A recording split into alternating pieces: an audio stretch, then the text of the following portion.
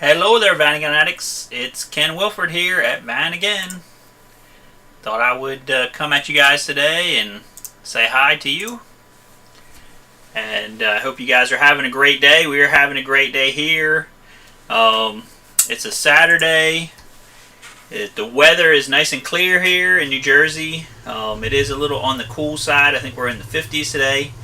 But I just thought I would come on and see if you guys have any burning Vanagon questions, and also talk about a few new pieces that we have been getting in here at Vanagon that you guys might be interested in. So if you come on with us, please say hi over here in the comments. We're glad to say hi to you guys and talk about some stuff and things that's going on.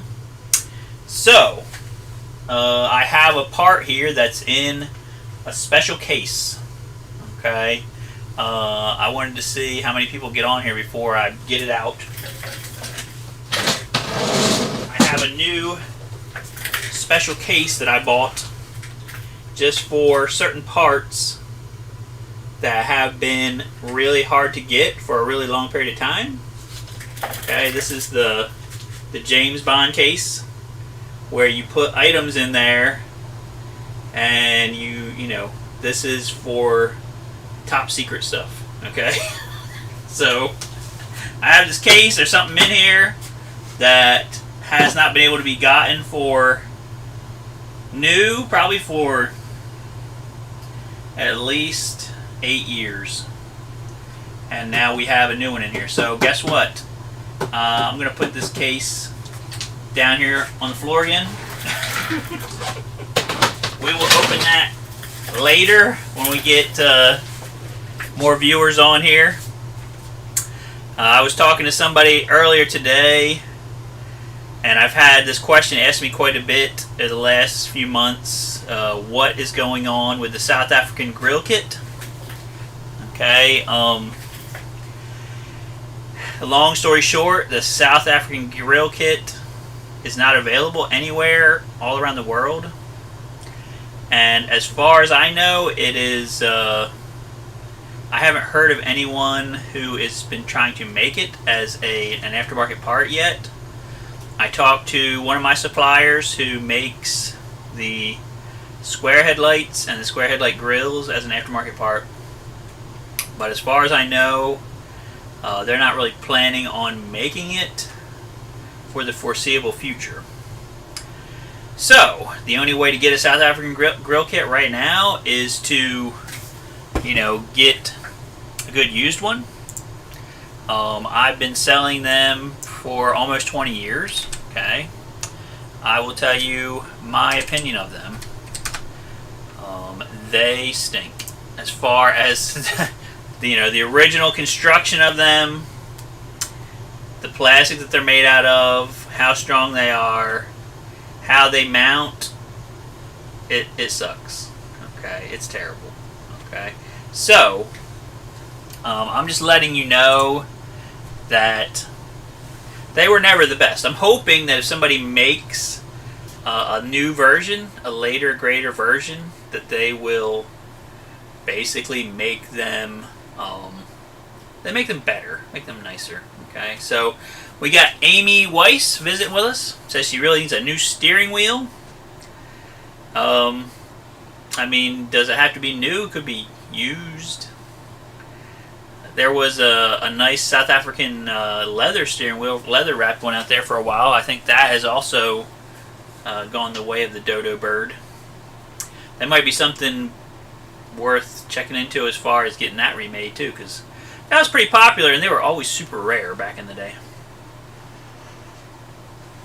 So for right now, a new steering wheel, Amy, you're going to look at a good used one, or I would look on the Samba for that. Yeah. Or, I mean, there's some aftermarket stuff, but the problem with the aftermarket stuff is that it doesn't cancel. Like a lot of you usually have to have like an adapter that goes between the steering column and the steering wheel. And a lot of times they don't really cancel good, like as far as it doesn't have a thing on it to cancel your turn signals, so that can be annoying. You know, I've never used an aftermarket steering wheel for the main reason, just because a steering wheel is something that's super important, right? If it comes loose, if it comes off while you're driving down the road, you are screwed. Okay, I try to be nice about it. That's about the nicest thing. Like, you will say way worse things if your steering wheel comes off. Okay, when you're driving down the road. So to me, a steering wheel, it should be made for that car. Specifically, aftermarket steering wheel is scary to me. Okay, but you know, you might be different. You might be different. So, all right. So we have our old one, but the horn plastic part fell apart. Okay. I mean, I've kind of seen some of my suppliers maybe have sold the plastic part. Does yours have the cushion on it? For an 84, they usually have the cushion, but some of them didn't. I've seen people selling just the part that you push. I'll have to look and see. And yours is probably brown, right? Is your brown because it's an 84? So you have to kind of look for that. I mean, a lot of times what people do is they'll buy a black one, you know, with the horn thing in it. They'll just buy a black one, and then they'll just change to a black one. Because the brown ones, as you know, they get all yucky. The sun like kills that brown plastic for whatever reason. So, you know, a lot of people are starting to change over to black. Of course, now a lot of the brown stuff is being remade. A lot of the plastic brown stuff. I saw plastic brown. I'll list to you the things I know about that are being remade in brown. We've got window cranks that are brown. We have got ashtray. I've seen that. That is brown. We've got the little things that you are going to open the door. Not the thing itself, but the frame around it and the little finger guard inside it. They are also brown. And we can get them. I have pull things where you get in and out of the truck, out of the Vanagon, that is also brown. So there's a lot of brown plastic things that are being remade right now, and the quality level of it is actually really good. I mean, the window cranks are great.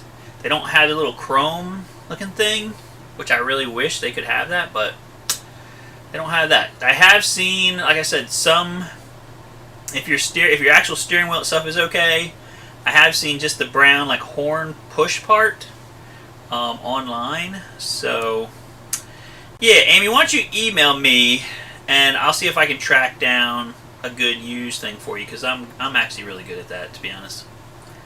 I enjoy doing that stuff. If you can find it, I can usually find it out there. I've sold all my steering wheels. I don't have any, or I would definitely try to sell you one of mine.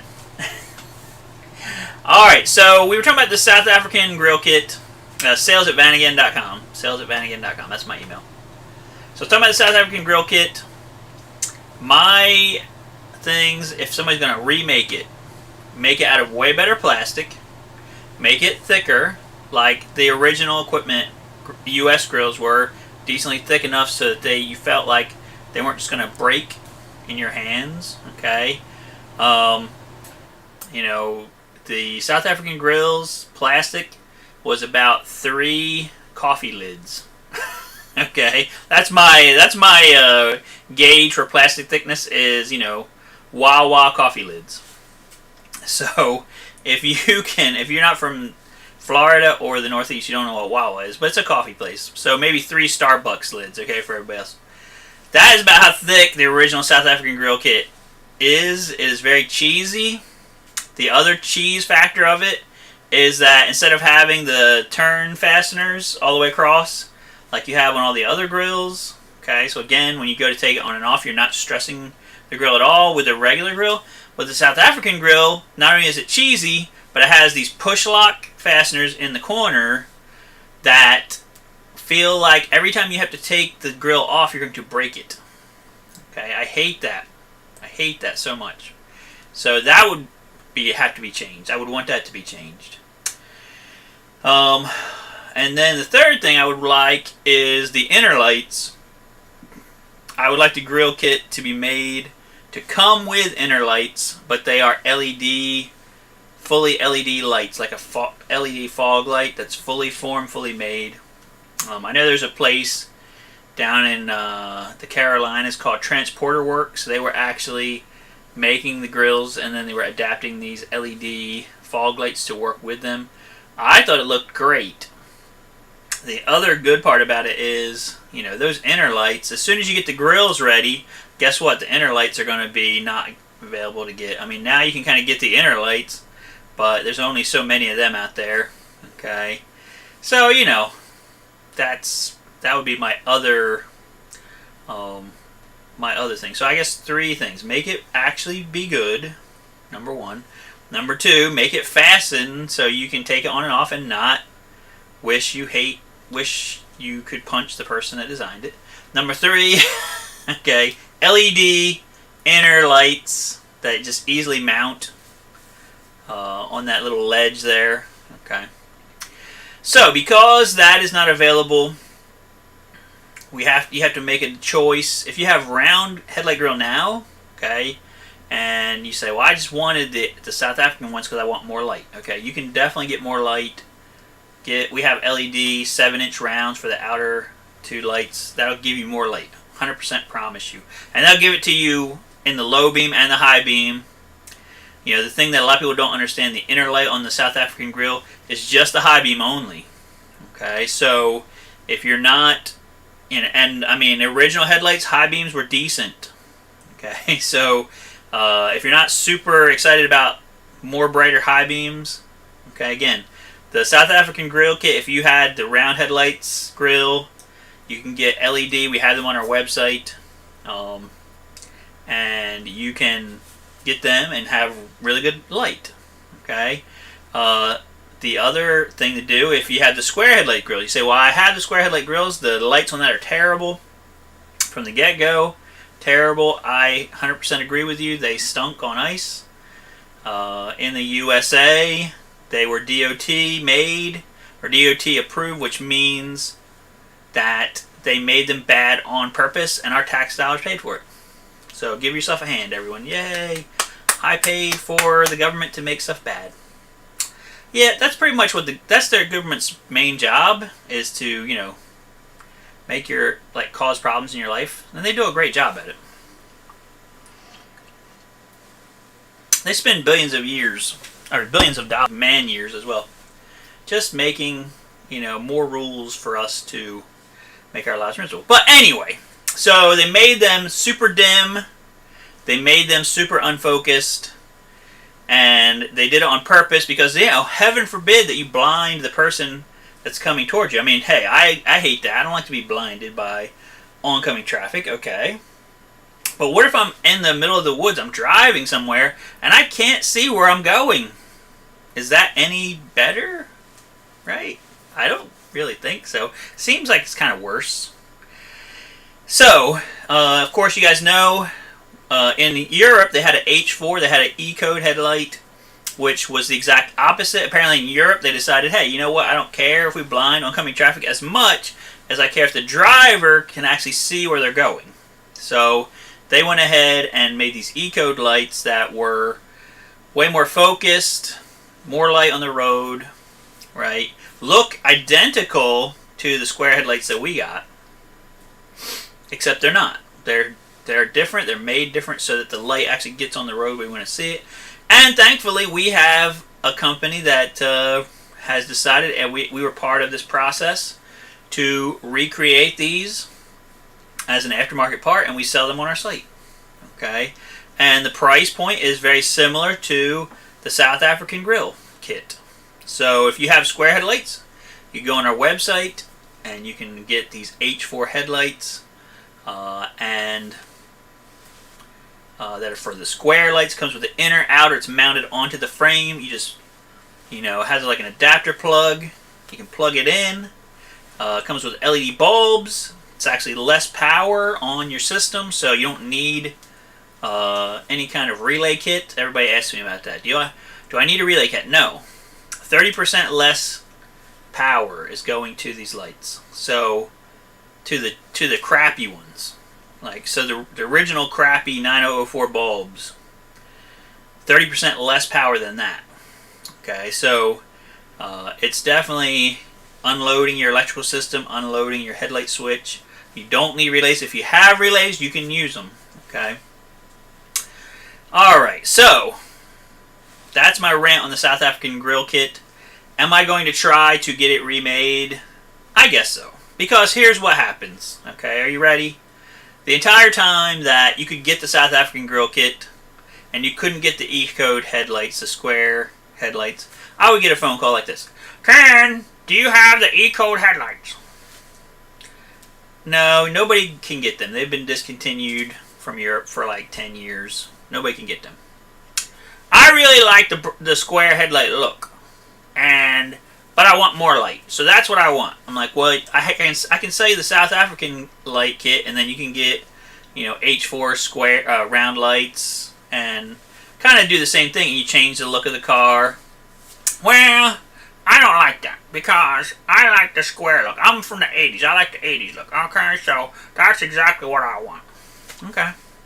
So, again, we worked hard, got the square ones, right? About the time, that was all. And I think one of the reasons why my supplier got so excited about doing it, and because they also make square grills as well, is that they saw the handwriting on the wall with the South African grill. It was going to go away. They sold a ton of them, and they didn't want to lose those sales. So they went ahead, invested money in the E-codes, squares, got them done.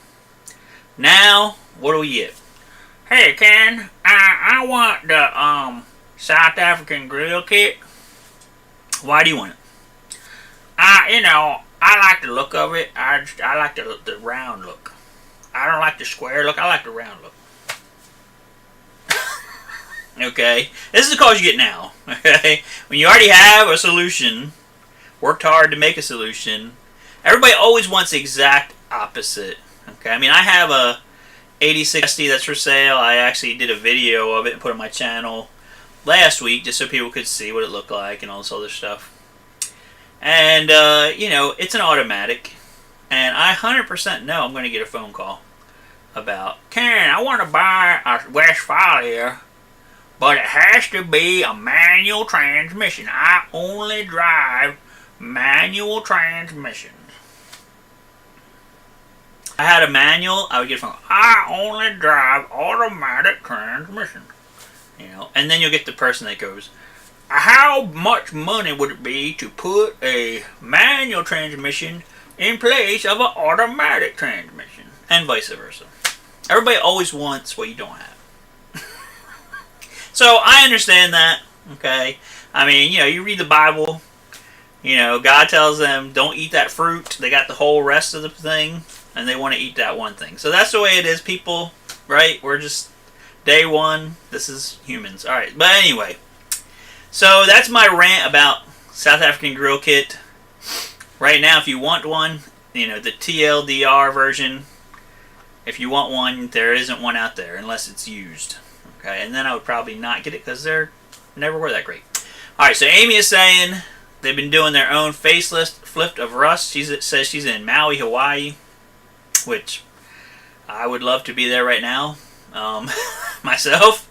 You know, I think anyway. And so, I mean, the weather here is pretty nice right now, but it's not Hawaii nice. But yeah, Rust, I've seen some stuff. I had a van I just bought last year that was actually from Hawaii, and wow, Rust. Lots and lots of rust. It was a surfer van. The guy was a surfer. You know, you're getting in and out. I actually bought another van that was a surfer here in New Jersey. And yeah, they put their wetsuits in the back, and it caused all kinds of rust in the back. Alright, so if you guys are coming in, I see 6 people are watching. If you want to say hi in the comments, just so I know you're here, I will give you a shout out. You don't have to give me any money or nothing. This is way better than normal YouTube channels. We have to basically bribe people to say your name. I don't do that. Alright, so now that I've rambled on about that for almost 20 whole minutes, I'm going to show you a couple parts that we just got in so you can take a look at that. I'm not going to show you the special box yet. We'll show you some other stuff. Alright, so here's something that I've been getting a lot of sales of lately. And basically what it is the sun visors, okay, for the Vanagon. They are like a cloud white, which is what a lot of them are. It's left and right set. They do not have the mirror. Okay, they do not have the mirror. So if if your passenger needs to put on their makeup while you're driving on the road, you can't do that with this. Okay, but they're pretty nice, and they're made by JP Group. They're not cheap. I think I got them listed for $125 right now. But we do have some. Okay, and that was actually the big trick with these. I've had a lot of people wanting them, and like when I would get them, I would get like one, or two, and then they would go bye-bye real fast. Okay, so we do have some of these in stock. If you are interested in that, it is on the website. I think it's under like a sun visor or something like that. If you want to look it up, check it out, Vanagon.com. We also have been selling a fair share of this. Okay, so what is this? Let me get this plastic bag off of this thing. This is a brand new power window regulator with a motor on it. Okay, and I think at the moment they are going for $149. Okay, which is about the price, slightly more than just a regulator by itself. Now this is aftermarket, so what does that mean? That means if you have an original regulator and you need a motor, this motor that's on here will not work. Okay, and if you have an original motor, you can't swap it onto this regulator. Okay, this is basically sold as a unit, and it's put together as a unit. But the price is good. You're basically getting the power window regulator motor combo for the price of just the regulator only, which is a great price to me. And I've been having good feedback on it. So, and it would be also cool, like say you wanted to retrofit this onto your van, right? This would be a way to do that. You could buy a pair of these, and then you could buy some switches and just wire it up and have yourself some power window things. Okay. Alright, so that's that. We have a few sets of them, more coming. We've also gotten, this is a new product, brand new, excuse me, Dipstick Tubes. Okay, brand new Dipstick Tubes. And you say, why do you need them? Well, somebody lets the alternator belt squeal too long. The belt snaps, hits this, okay, and just janks it all up. Some of them get rusty, get rust holes, okay. So we actually have brand new ones right now. The price is pretty much on par with what a used one was selling for, okay. And it looks like both of these are the same, yeah. So right now these two are from a Synchro, but I think I do have regular 2.1s and 1.9s. I'm not totally sure. You could probably use some Synchro ones on a regular 2.1 if you wanted to. But then here's another cool thing that we got, and a few people have bought it. They just found it on the website and bought it. This is a dipstick tube, and a dipstick that is for, a diesel Vanagon. Okay. Now, as you guys may or may not know, 82 diesel Vanagons, they had a 1 year only dipstick tube, and it was actually the filler neck tube. Okay, so your filler neck tube has a dipstick going down the center of it that was plastic, and what has been happening is the filler neck for the 82 diesel breaks, cracks, and goes bad. Then you can't really replace it. There's nothing to replace it with as far as a new one. Also, that's your dipstick. Okay, so this dipstick tube here allows you to switch over to this for your dipstick tube. It actually still comes out the license plate area. And also you could get the diesel filler that's from like an 83 and newer diesel, and that would allow you to just basically switch your fillers over. Okay, so Mike Hanai, if you're watching this, would you possibly just come on the chat of the YouTube channel? Thanks. Alright, so stop Facebook messaging me. So anyway, we have the parts. I have the new dipstick. I had the new filler tube for an 83 and newer diesel. I have a new dipstick tube for the 83 and newer diesel. I have the new dipstick for there. So basically, I'm probably going to put it together as a retrofit kit. So you could buy all this stuff, retrofit this to your 82 diesel, and just get rid of that old filler tube for your gas or for your oil, which is discontinued and likes to break. Okay, they had a aluminum bottom part, and then it goes to like a this long plastic thing, and as much vibrations as diesels have. Yeah, I don't even know. I mean, they were okay, I guess, for the first 30 years, but them things are getting old. I mean, 2 more years is going to be 40 years old plastic. Now, alright, another part that people have been asking me about is Radiator. Okay, Radiator. So, the South African, not only did the South African grill kit go bye-bye, which to me was, it is what it is. Some people love it, some people vaguely like it, some people hate it, okay? But the other big problem was the South African made bare radiators also went bye-bye. And that's a big problem because the radiators that were out there to replace it were made by a company called Nissan. And if you get one, okay, you can see this radiator, how thick it is, right? If you get a Nissan one, it's about a third thinner than this. Okay, and so the thickness of it, you're not getting as much. You can't be getting as much cooling out of it, a Nissan one. And the other major annoyance for me is that right here on the radiator is where you do your bleeding. Okay, and on the original one, it has a metal bleeder. On the Nissan, you've got this big plastic wheel-looking thing, but then right here is where the radiator mounts.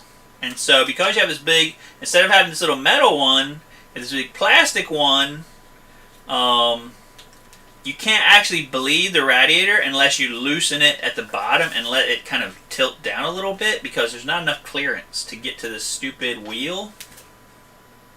I mean, it's a stupid design.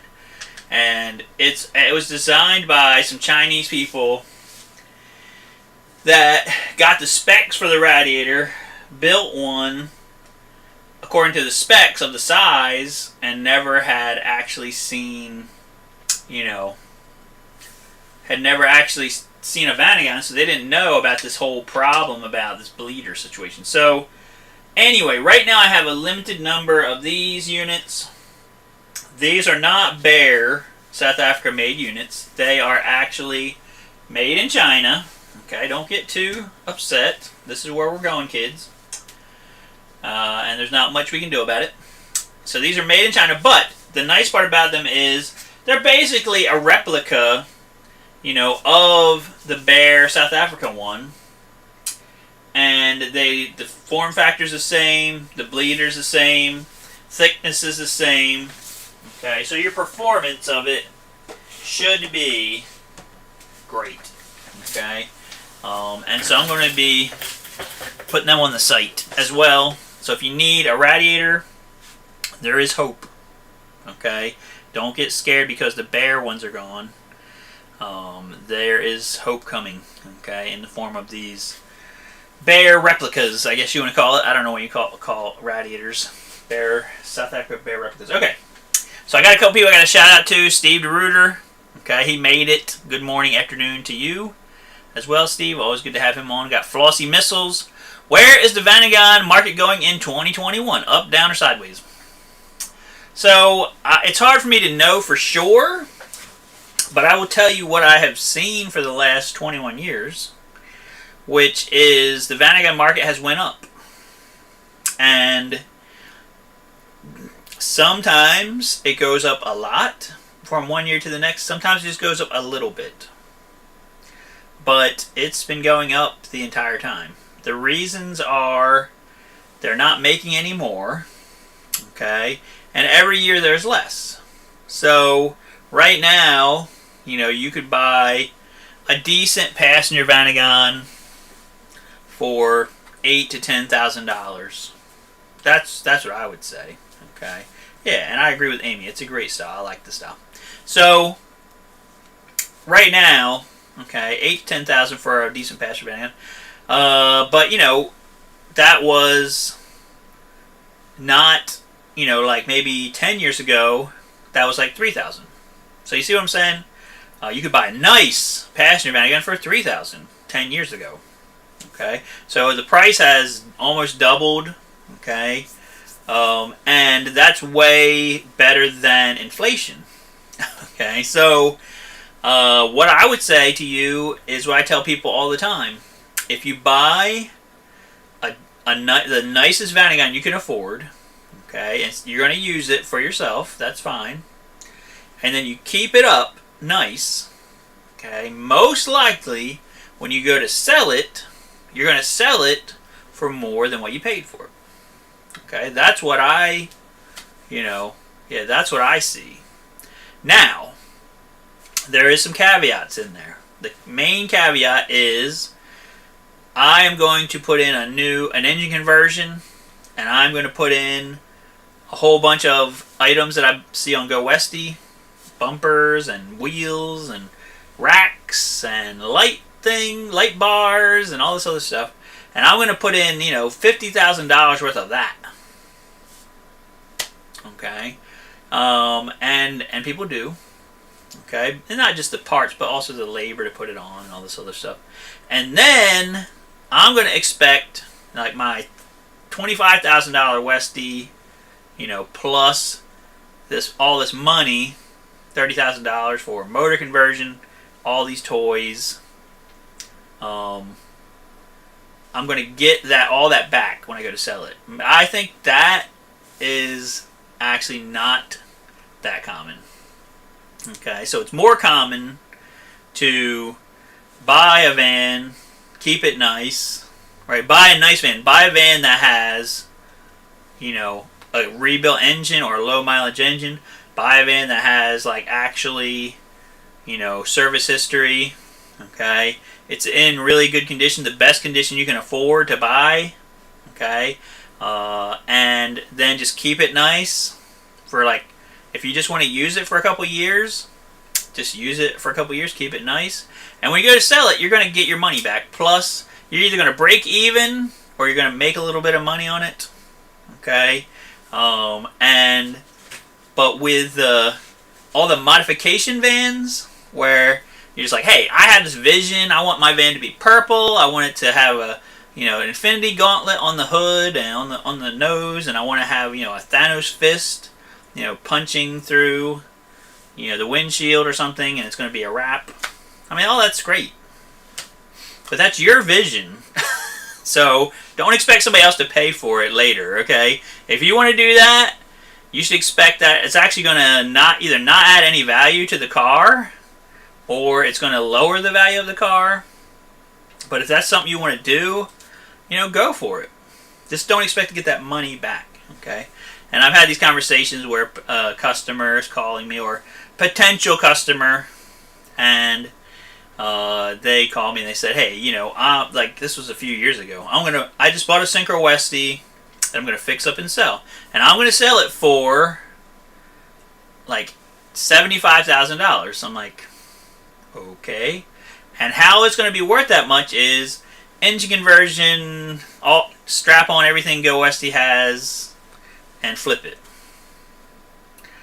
I mean, I guess if you find the right person, But again, the more you customize it, the less people are going to want it, in my opinion.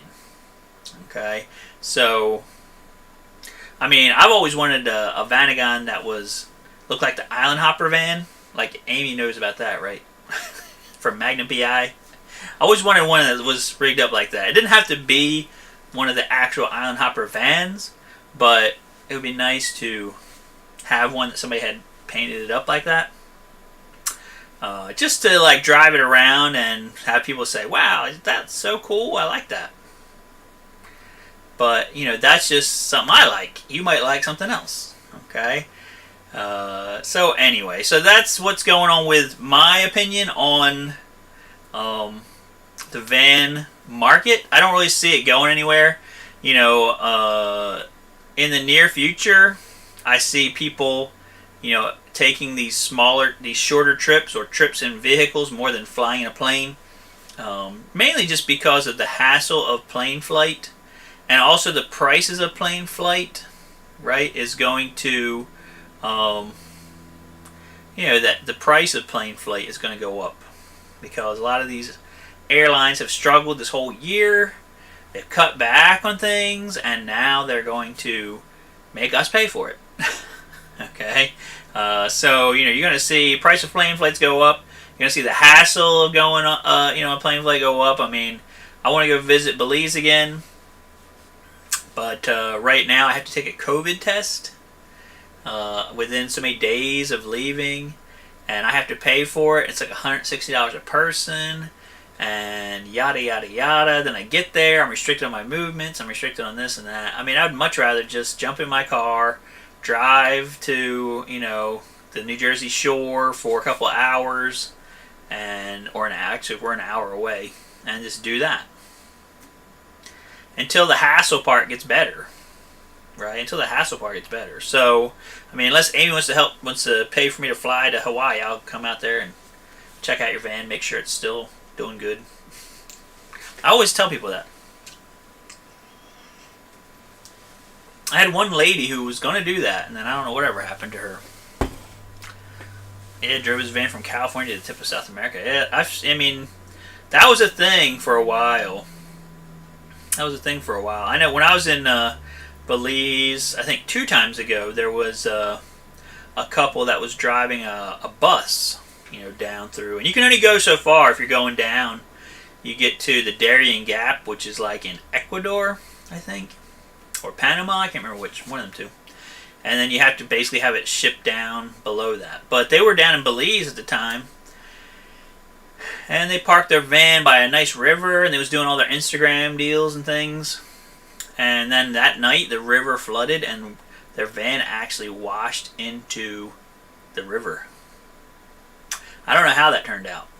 Now, at the time, I found out about it when I was down there, but the people that I found about it from, it was on like a time delay. Their Facebook thing or their WordPress thing was on like a time delay. So by the time I found out about it, like a few weeks had went by, and I was going to try to help out, but it was too late. The thing was already gone and shipped back to wherever.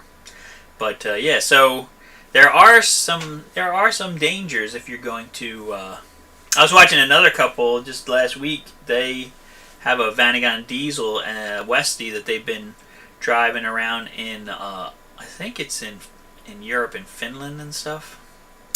Norway. And they did a thing where they went out by this river at night and parked, and it's such a beautiful thing. They're big Instagrammers and stuff. They like to go on top of these big mountains and take pictures of themselves and all sorts of stuff. So they parked down by this river, and then the next thing you know, the next morning they leave, and the guy's like, somebody stole our shoes. And they didn't steal their shoes. when they were asleep, the river had raised up to the point where they had put their shoes outside their van door at night, and the river had came up to the point where the shoes had floated away, and then they couldn't get their van to start, which is not a good sign.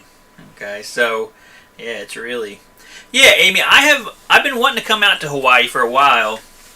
I know a lot of our long-time people have heard me talk about this before. because I'd like to do some YouTube videos where you go to the different rental companies and kind of see what they're like and review, you know, what they're doing out there in Hawaii, kind of get their stories on YouTube. I thought that would be cool. I've never seen anybody do that before. And they have these rental companies on pretty much every island, as far as I can see, that rent Westies. What I have heard, and you can correct me on this, what I've heard is they have a rule in Hawaii where you can basically park your Vanagon right next to the beach, and you can stay there overnight as long as you are fishing, supposedly fishing. So basically, as long as you have fishing tackle in your van, then you can basically park your van, Westie, on the beach, next to the beach, like one of these little parking areas or whatever, and pop the top, camp overnight. And as long as you have fishing tackle, you know, your police aren't going to give you a hard time about it or anything, because it's allowed. You're allowed to be there fishing. Okay, so, you know, to me that would be amazing to have a Vanagon Westie be able to camp, you know, on the beach in Hawaii. That sounds like the most amazing thing you could imagine, pretty much. As far as a Westie adventure goes, the only thing that would be more amazing is if it had a bathroom inside. Because I'm old now and I need a bathroom. Alright, so I have a special, I see a lot of people on here, 12 viewers, that's great. That's pretty much our max. And like I said, if you guys are on here and you want to say hi, please jump on the chat. It's no problem. I will say hi to you. Do two-wheel drives and synchros feel the same drive? Pretty much. Pretty much. You wouldn't really notice much of a difference. Maybe it feels a little bit more. You can feel a little bit more of the weight of a synchro because it is heavier, but not that much.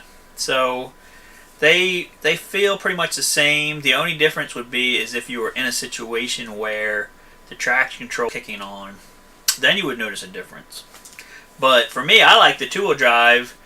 You know, the traction control on the road and like regular, you know, transmission, like rear-wheel drive, it's good. Okay, and all right, so we got Rob LeBeau. He's saying hi. So I would say you would notice a difference. Most of the difference you're going to notice is some extra noises that are probably going to happen with a synchro. Like sometimes the drivetrain makes a little bit more noise because it needs to be worked on. You might get a little bit of vibration from the main drive shaft and stuff like that. But driving wise, it's not much different than a manual Vanagon. Alright, so I had this special box I was telling people about earlier when there was basically no one on here.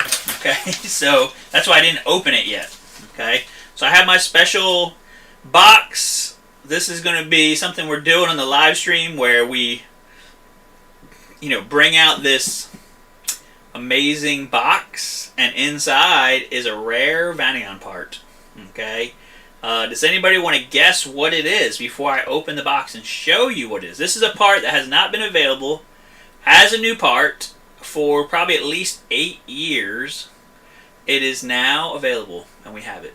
Does anybody want to guess what it is before I open it? Yes, it is a cool looking box, Amy. That's why I bought it. It's pretty sweet. I found it at a friend's house. He was moving, and I said, wow, I want that box. He's like, okay. So, air-cooled. Actually, this part was not available. I don't want to give it away too much. It was not available as an option on an air-cooled Vanagon, to my knowledge. A trans-cooler? No. It didn't take up the whole box. No, it does not. It's a lot smaller. Like, it's probably 6 inches by 6 inches. It's pretty small. By like 3 inches thick. I mean, it's not tiny, but it's not way smaller than this box.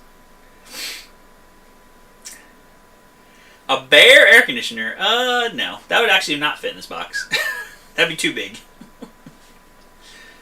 Alright, I'll give you guys one more guess. A gear shifter? I mean, actually you can buy gear shifters. They're out there. I have some. They're here on the shelf somewhere. Brand new gear shifters. They're made in Germany. They're solid now instead of being hollow. A heater core. Well, I have that. A swamp cooler. No, they're swamp coolers. Although they're not really effective unless you're in, you know, out west when it's nice and dry. All right, I'm going to start opening it. I'm going to open it up. I'm trying to build this up. I mean, this is, you know, this is just like Pulp Fiction. No, I was kidding. I never watched that. All right, so are you ready? Here we go. It's coming. All right. Anybody know what this is? Okay, what is this thing? Can anyone guess? I will come closer now that I don't need to hold the box anymore. I'll put the box down. There's nothing else in there. There's not $1 million in there. I wish there was. Okay, what is this thing that I am holding here, and it's really close to the camera now? Nope. Yes, Steve got it right. Or no, Steve did not get it right. Rob got it right. Okay, so this is a rear wiper motor. Okay, rear wiper motor for all the Vanagons that had the rear wiper motor. Okay, so you can see it's very dinky compared to the front wiper motor. This is probably like, the front one is like this big around. This back one is nothing. Oh, I see Jackbox on here. Hello to the UK, to Jackbox. Yep, so rear wiper motor. I was so shocked when I found this out there. And, oh, you do have one, but that means your back hatch was from something else? I don't know. Maybe 83 had one? Maybe. I was so shocked, okay, because this part has been discontinued for a long time. We were selling used ones, okay, used ones that were $185 for a used one. Really, it had it on an 82. Okay, I never saw one on an older one, but maybe Steve's got the most blinged out 82 that you can imagine. It's a different motor, smaller. Well, this one's pretty small. I mean, this thing is probably like 1.5 inches diameter. I mean, that's a little for a motor. And like some people were guessing, you know, power door motor. That's a good guess because that's about the size. It's actually smaller than the OEM power like window motor. You know what? Amy's asking how much, and I actually can't remember. Let me see here. Alright, I'll bring it up. It is $125, which is a lot in a way, but also it's less than $185 for a used one, and it's brand new. It's not used. So yeah, $125, and I only have 2 at the moment. So again, it's another one of these parts that I just found out about. I got as many as they had. Do I know how much more there's going to be out there? I don't. Okay, so yeah, the price is good for new. I think when you could buy them from Volkswagen originally when they were new, they were probably like amazingly expensive. Like they were probably $185 just for the motor back then. Let me see if I can look it up real fast and see what they were back in the day. Sometimes you can see it on these websites where it's defunct, but they still show the price. It's been going so long that the old sites that used to show it and the price, they've like basically erased the price, and it just says no longer available because they basically completely gave up on it. Okay, so, but yeah, I bet you money that it was like $185 when you could buy it back in the day. So, it doesn't have the round part. It has a circular motor on a ball hinge. Wow. Dang. See, that's what I've never seen one, Steve. I've always seen this version, and I've only seen them in like 85 and up. So, yeah, it's parts like I said. I made this into like a little promotion, thing here, production thing here. But this is what it's like sometimes finding these new parts. It's crazy. They just put in a new motor and transmission for 84. Yeah. I mean, the one I just bought, the 86, has a new rebuilt engine in it. I'm thinking about at least getting the transmission looked at because it's working good, but it's got a leak. So have maybe take a look at it while it's here. And of course, change all the belts, and I'm going to change the fuel lines and all that good stuff. All the normal stuff. So, I guess that's my main stuff for today that we were showing you guys. If you guys have any questions, we've got a little bit of time here. We can answer some questions. I got like 10 minutes. We can answer questions. I'm trying to think what's been going on with us. I just spent like most of this week painting the outside of my shop. And I did it mostly myself. It was my way of dealing with the craziness in the news. Like, I actually didn't want to watch the news. I told you guys this year has been a crazy year for us with my dad passing away and all the other crazy things happening. And so this election, I knew it was going to be like a crazy nightmare. So I just decided to just not watch it and worry about it. So I decided instead to fully repaint the outside of my shop. So that's how I dealt with it. And now I'm done with the outside of the shop, but the election's still not over. So whatever. I mean, it pretty much is, but it's, I guess, not 100% over yet. All right, so, but I don't want to get political. So, let me read some. Yeah, I know. I mean, this is what a lot of people run into. Their vans. I mean, a lot of people are working on their own vans, maybe because they just can't get into the shop. The shops are closed, and it's a nightmare. It's a nightmare for everyone. Is the Pelican limited slip worth the money? I really don't know. No name. I don't know. I've never driven a van with one of them. I mean, I have driven an 84 Vanagon through like fire roads back in the woods in the wintertime, in a blizzard, on the way to Massachusetts from New Jersey. So like a 6-hour drive in a blizzard. I drove an 84. And I never had a problem with it slipping. I never had a problem with it having traction. But, I wasn't doing anything extreme, and I wasn't driving crazy either. So, I'm sure the Pelican limited slip thing does stuff, and there's people that probably really like it and get a lot of use out of it. But, yeah, I know what you meant. But, for me, I've never found myself in that situation. When I was a kid, we used to go up to Maine, and we used to drive around in the woods in an International Harvester Scout, and it had four-wheel drive. We never used it. We just drove slow and went slow, and it was fine. It did great. Okay, so yeah. So anyway.